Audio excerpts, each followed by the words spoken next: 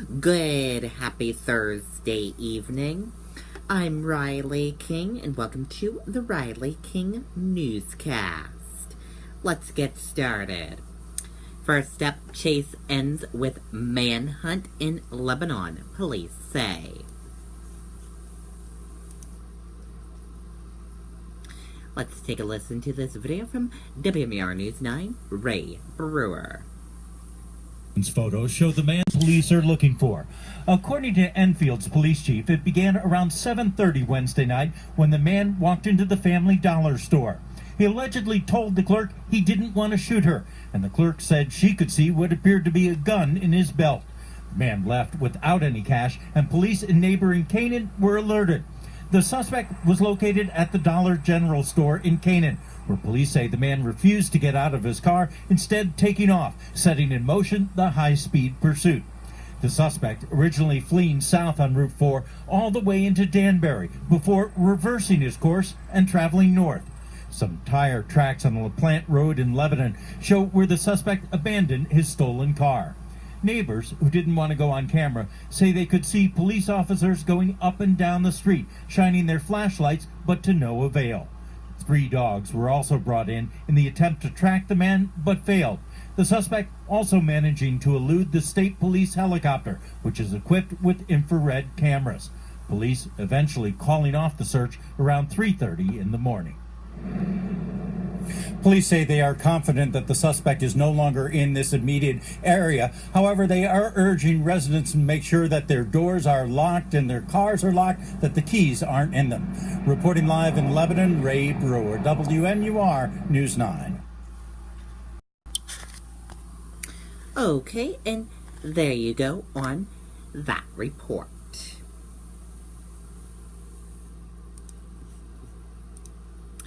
Judge stays jail sentence for a woman in texting suicide case pending appeal.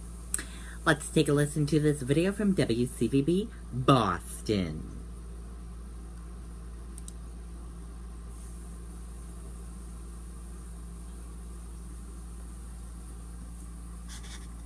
U.S. Cellular has unlimited data and got rid of hidden fees. Now's your turn. Roll it! Didn't you just get rid of that? Sure did, but activation fees pop up every time you upgrade or add a line. Be done with hidden fees and get unlimited data for $40 a month. Even though she was sentenced to serve 15 months behind bars, she is not going to jail today. The judge allowing what's called a stay. She will remain free while her case is being appealed. Carter was convicted of involuntary manslaughter in the suicide death of her boyfriend, Conrad Roy. Carter, who was 17 at the time of this crime, sent voluminous text messages and told Conrad Roy to get back in his truck as it was filling with carbon monoxide. The judge today heard impact statements before issuing his sentence. Conrad Roy's father addressed the court, and then the prosecutor read a letter from the victim's mother. Michelle Carter exploited my son's weaknesses and used him as a pawn in her own well-being. She has not shown any remorse. The fact that my son was convinced to kill himself makes his death unimaginable. Every day I will continue to honor him. I pray that a law comes forth that another mother does not have to endure what I am. This does not stop after a trial. I pray that his death will save lives someday. Was corrupting his generation. Carter had faced a maximum of 20 years or no jail time at all. The judge said he took into consideration her age at the time of the crime, as well as her potential for rehabilitation.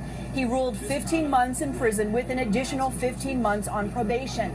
But the defense plans to appeal, so now that 15-month time for incarceration will be on hold as the case makes its way through the appeals process. Now, many of Conrad Roy's family, friends were in the courtroom. Some were expressing anger as they left the courtroom at the judge's decision to allow a stay.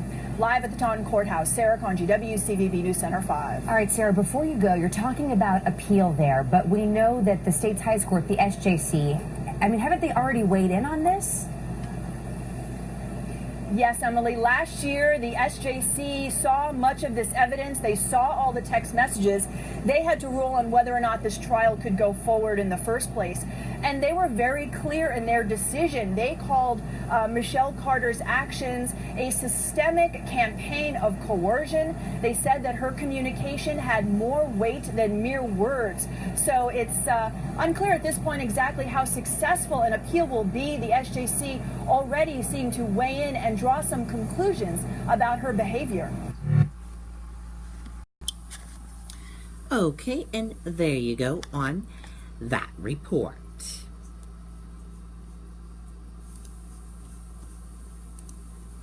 Former Senator Mitchell LePage wrong to chide lawmakers over ACA.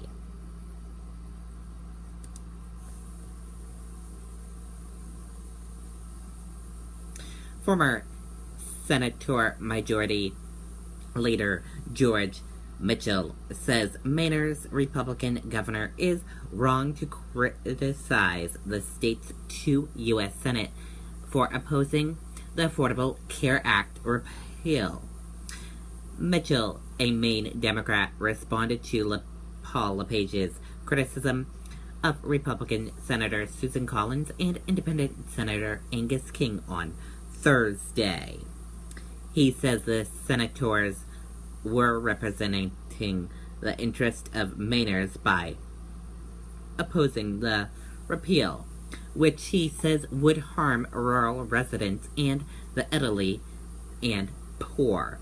LePage called Collins and King dangerous in a Wall Street Journal opened Wednesday. A spokesman for LePage's office says Thursday the governor is not interested in responding to former members of the world's most executive club. Mitchell was a member of the Senate from 1980 to 1995. He served as Majority Leader for the final 6 years.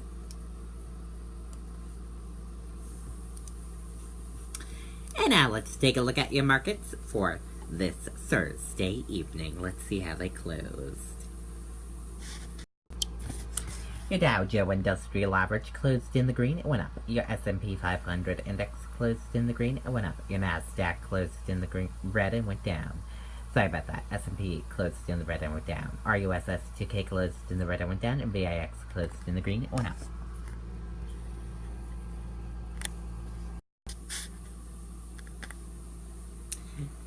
Dow post 7th record close, raising despite report of Russia probe intensifying.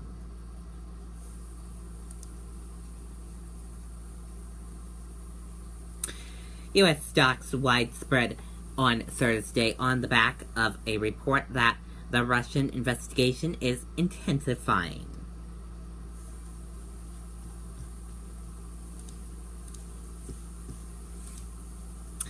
NTSB to investigate deadly school explosion. Let's take a listen to this video from ABC News.